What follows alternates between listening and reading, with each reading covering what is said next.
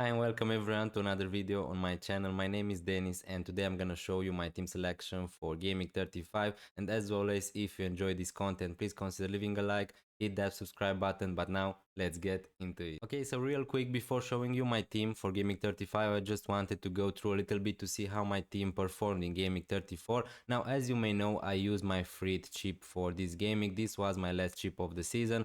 Overall, I'm really happy. Now, this game week 34 is still not over. We still have one game to be played, Brentford Nottingham Forest. Now, I don't have any other players involved in this game like Mbeumo and Wissa, but at the moment, I'm on a big green arrow. My total points are 88, as you can see from the screen, and I'm just inside 1.5k. So overall, really happy with how my team performing gaming 34. Now obviously this was a pretty crazy gaming because although I have a lot of points, 88, the green arrow is not so huge as you may expect it to be, because a lot of players scored a lot of points. So pretty much everyone who played their free hit scored really good points this gaming. But yeah, nothing to complain here. Some good decisions, some bad decisions, but let's just see how my team is going to look like for Gaming 35. Okay, so now this is how my team is currently lining up for Gaming 35 before making any transfer. Now, obviously, as I said before,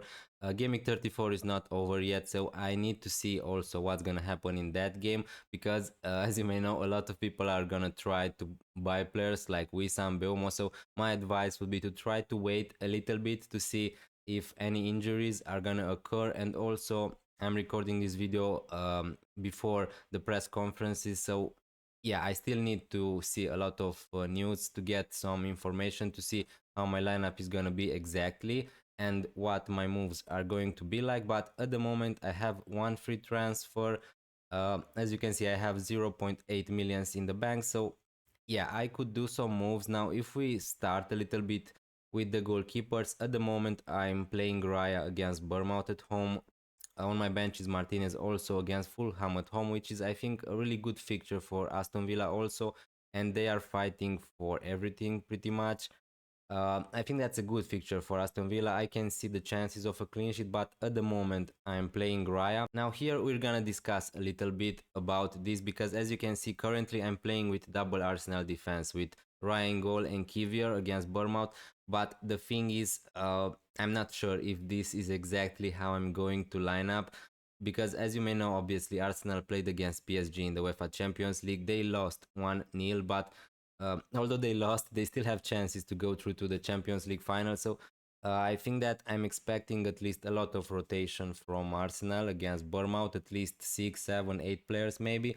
Now, I'm not necessarily expecting Kivior and Raya to be rotated, don't get me wrong, but if they are gonna play a heavily rotated side, Bournemouth are not an easy fixture to get a clean sheet also. So I think that uh, I'm not really sure if Arsenal are gonna keep a clean sheet, although they are gonna play probably Raya, Kivior, Saliba, players like that. But still, it's not an easy fixture. So what I can do here is to play maybe Livramento instead of Kivior against Brighton away. Although I don't really like this fixture also, because I think that Newcastle are gonna concede also against Brighton. And so what I can do and what I'm leaning to do at the moment is maybe to start Martinez against Fulham at home instead of Raya. Now this is currently how I'm lining up. Uh, let's see what's going to happen. My other defenders are Guardiola, Munoz. Really happy with them, nothing to say. All these players are playing at home. Guardiola, uh, yeah, hopefully he's gonna play a more attacking role in the last game mix of the season. But the fixture is great at home. He has some attacking threat, and with Munoz the same. The fixture is not amazing for Forest. A lot of people are maybe going to talk about Crystal Palace not going full 100% in the Premier League, because they are going to be in the final of the FA Cup against Man City, so they really don't have a lot to play in the Premier League. But still, I think that's a good fixture. Nottingham Forest are not one of the best attacks in the Premier League, so maybe not a clean sheet, but from an attacking perspective, Munoz is a decent keep, obviously. So Guardiola and Munoz are going to start for me for sure. Now, in midfield is the hard part, because probably here I'm leaning to do some transfers. Now, let's start with the players who I'm not going to sell. Probably Mohamed Salah, although Liverpool won the championship, I still think that he's going to play a lot of minutes in the last game weeks of the season. He's still Mohamed Salah, so he's going to be in my team. End of discussion. Now, with Sar and Rogers, the fixtures are decent. As I said before, I think that Crystal Palace are not going to rotate players in the next 1 or 2 game weeks at least till the FA Cup final. So I think that they are pretty much safe. I'm talking about players like Sar and Eze for this game week. I think that they are gonna start, and we just saw what Sar can do in the cup. So I think that he's a good value player at the moment. Rogers, obviously, I have that safety with Rogers that he's gonna play 90 minutes every game week till the end of the season. He's not a really explosive player or something like that. But I think that he's okay. Aston Villa are fighting also for everything for to get to that top 5 spots. So yeah, I think that he's okay. Now the question here is also because as you can see, I have Savinho from Manchester City on my bench now. Savinho is a really frustrating pick. So yeah, he scored 9 points for me in the first game. Then he was benched for 2 games. Then in the double gaming, he started just one with no attacking returns. Now, what I want to wait for is that Man City are the first fixture Friday, so the deadline is Friday. If you forgot, and maybe we're gonna get some early team news. And if Savinho is going to start against Wolverhampton at home, I think that the fixture is really good for them, obviously. And I will be really tempted to start Savinho instead one of Sar and Rogers. Now I really need to decide about what I'm going to do if Savinho is going to start. But probably at the moment I'm leaning towards starting him instead of Rogers, and that's also because I'm planning to sell Bukayo Saka. Now, if I end up somehow not selling Bukayo Saka, I could just start Savino instead of him, and that's perfectly fine, and roll my transfer if I want. Now, but with Bukayo Saka, let's talk a little bit about him. As I said before, Arsenal, I think that they are going to rotate a lot against Bournemouth. I don't think that Bukayo Saka is going to start against Bournemouth because he played 90 minutes against PSG. They really don't have anything left to put him to play 90 minutes just before playing the second leg against PSG's. As I said before, although Arsenal lost at home to PSG, they still have a lot of chances to go through, and maybe if they are going to go into extra time against PSG, they will need to have Bukayo Saka able to play 120 minutes or something like that. So that's why I think that he's not going to start against Bournemouth. The next game week for Saka is against Liverpool, so the next two are not great, and that's why I think that I'm leaning towards selling him. This is going to be a really popular move, so probably if I'm going to sell Bukayo Saka, I'm just going to buy him Mbeumo because he has great fixture until the end of the season. So this is obviously the most basic strategy you're going to see this week, but I think that it makes sense. So that's why a lot of people are selling Saka to Mbeumo because with Mbeumo you're guaranteed a lot of starts. He's playing 90 minutes every gaming. He's on penalties, on set pieces, on corners, on free kicks. So obviously it's a really good move. That's why a lot of people are doing it. Um, Now on the other side, I really would love to have Bukayo Saka for the last game week of the season in game week 38 because they are going to play against Southampton, and I think that is going to be maybe the best captain and best differential captain for the last game week of the season. So yeah, there is a possibility I just keep Saka along the way. We need to see. Maybe Arsenal are going to get beat in the Champions League. And if in that case, obviously, I think that Saka is going to play uh, against Newcastle, against Southampton, and even if they are going to reach the Champions League final, I think that he's going to play against Southampton in Game Week 38. So that's the possibility, but yeah, at the moment, just leaning towards selling him. Maybe I will just buy him back in Game Week 38. So yeah, in attack, let's start with Mateta. I'm not really happy with him. I need to be honest here.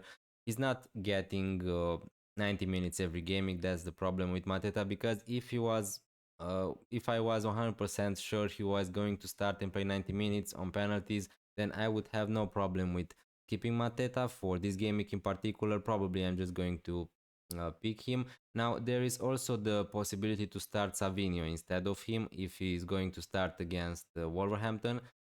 Uh, but yeah, Mateta, there is also that possibility for me to just sell him. There are a lot of good forwards at the moment. My uh, top picks are Wisa and Chris Wood at the moment. So if I was going to sell Mateta, it will be for one of them.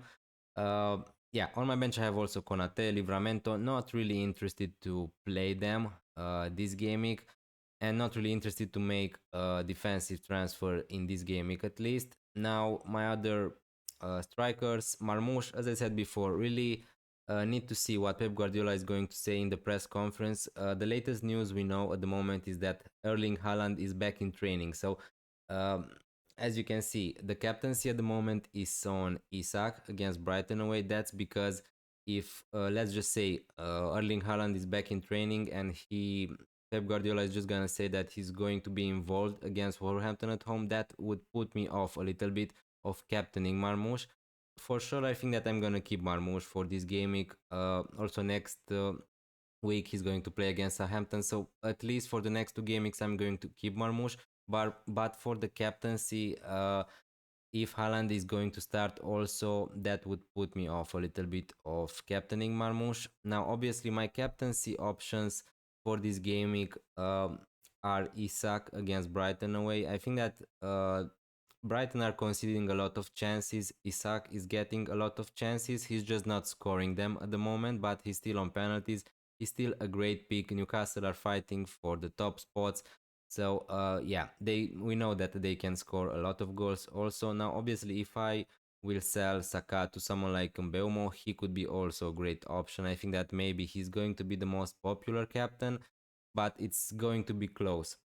Now, if you want, you can just captain Mohamed Salah, but at this point, although my rank is really good and I want to play it also safe a little bit to try to retain my rank, I just think that if there is a possibility to go against the popular captains, Mohamed Salah, this is the moment to do it. With a fixture like that against Chelsea away, they are fighting for top four again. Chelsea, Liverpool just won the championship. I'm not saying that they are not going to play the same as they did before. They are still going to try to win that game against Chelsea, against Arsenal. All the games, Mohamed Salah is still going for the records, to score goals, to assist.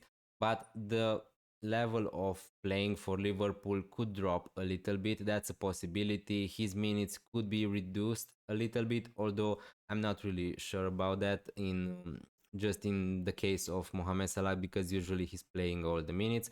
So yeah, at the moment I'm currently thinking about captaining Isak and Mbeumo. At the moment, if I'm going to buy Mbeumo, probably he will be my captain. But if not, I will be really tempted by Alexander Isak. Now, let's see what are my moves planned for this game week and how my team is going to look in the next few game weeks. Okay, so I just realized I forgot to talk a little bit about the double game weeks. Obviously, at the moment, when I'm recording, we don't have anything announced at the moment for double game weeks 36, blank game weeks 37. So we don't know if you're gonna get any more double game weeks this season, but yeah, just try to hold your transfers. Try to see if we're going to get this information today or maybe tomorrow, Friday, and then decide what our transfers are going to be like. But at the moment, this is how my team is lining up for Gaming 35. As I said before, my leaning plan at the moment is to try to sell Bukayo Saka to someone like Mbeumo. Now, what I could do if, let's just say, I want to keep Bukayo Saka for the last game weeks of the season, I could just take a -4.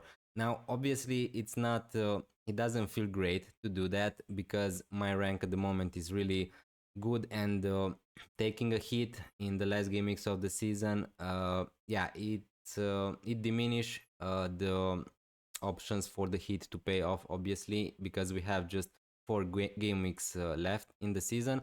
But what I could do here is to sell someone like Savinio or Sar to Mbeumo, and to do that, I need to take another hit to sell someone like Mateta to Wisa. So That would be my hit if I wanted to keep Bukayo Saka now. I don't know if I will be able to do that, because if I was not going to do that hit, I would just play Sar and Mateta and Mbeumo instead of Bukayo Saka. So I don't know really if it's worth it, but let's just pretend I'm going to sell Mbeumo, sorry, Saka to Mbeumo, and this is how my team would look like then.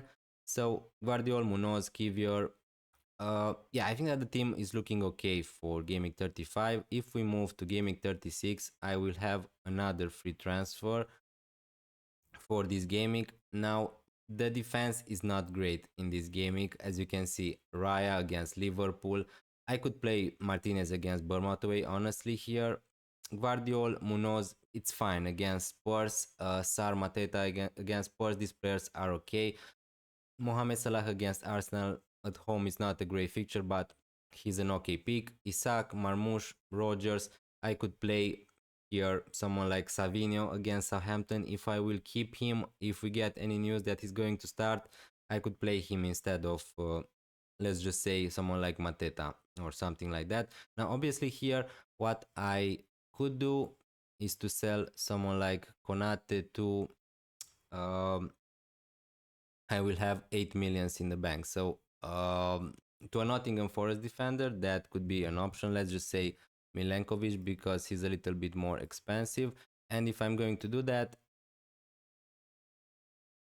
I'm going to have Milenkovic against Leicester at home, which is a nice fixture also. So let's just pretend we're not going to have any double game weeks this season, because if those are going to happen, I need to change my strategy a little bit. And then if we move to gaming 37, I'm still going to have 3 millions in the bank. Um, my defense would look decent with Munoz, Kivier, Guardiol. I could play Milenkovic against West Ham away if I want to. Rogers, Sar, Mbeumo. Here is where I think that some rotation from Crystal Palace could be a problem for us. Now, obviously, it's not ideal to have Mateta in my team, but honestly, I don't really also take a lot of hits just to remove them. Now, here, Isaac against Arsenal away is not a great option. If I want to, I can just sell him for someone like Watkins against Spurs, which is a great option also. And if we move to gaming 38, last gaming of the season, my defense is okay. Kivier, Guardiol, Livramento, Raya against Southampton, Mohamed Salah against Crystal Palace at home, Beumo, Rogers, Sar and Mateta is not ideal. Here I could make maybe a transfer to sell Sar or Savinho to another midfielder like Bowen against Southampton away, so that could be an option. Watkins, Marmoush, Mateta, again, Mateta to someone like Wisa, Wood, uh, or if I really want to do that, I could try to make way to Bukayo Saka, but it's not gonna be so easy to do that. So yeah, at the moment I'm not really sure how my strategy is going to look like, to be honest with you, but I need to figure it out. Let's see firstly if we're gonna get any double game weeks this season. That's going to change a lot, but yeah, at the moment this is how I'm thinking. Please let me know in the comments down below, which option would you do? Would you just sell Bukayo Saka to Mbeumo if you were at my rank? Let's just say that. Or would you just make two transfers, take a -4, buy both Mbeumo and Wisa, and just go with that?